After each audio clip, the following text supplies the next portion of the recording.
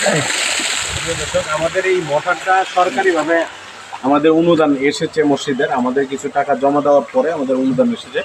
এই জন্য আমাদের এই মসজিদের নতুন মসজিদের এই মোটরের ওজুখানাটা আমরা এই জায়গায় করবো। আমাদের জায়গা মসজিদে একদম ছোট থাকার কারণে আমাদের এই জায়গা থেকে আমাদের ওজুখানাটা এই গাছটা পর্যন্ত ইনশাল্লাহ আমরা করব।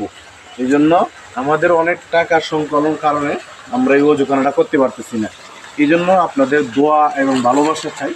আর আমাদের একটা বাথরুমের বিষয় হলো, আমাদের একটা জরুরি এই মসজিদে, নতুন মসজিদের জন্য বাথরুম জরুরি। আপনার সাইডে টিপ দেওয়া হয়। ওকে, আমাদের মসজিদের বাথরুম একদম মসজিদের নিকটে।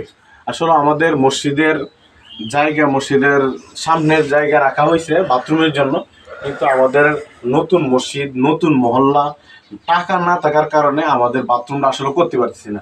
বাথরুমটা একদম ছুটে গেছে। দেখেন হুজুর, বাথরুমটা একদম ভাঙে গেছে গা।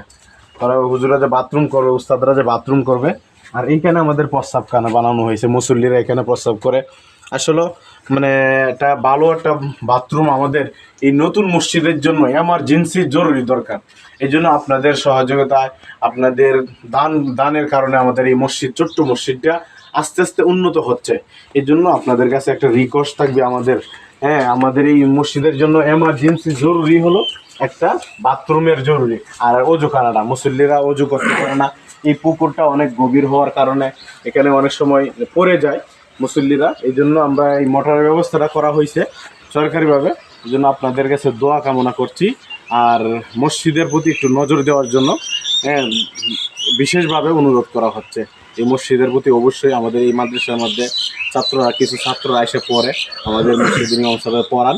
হ্যাঁ, সকলেই দোয়া করবেন এই আস্তে আস্তে আমাদের এই মসজিদ মাদ্রাসা যেন উন্নত করতে পারি আমরা ইনশাআল্লাহ। সালাম আলাইকুম।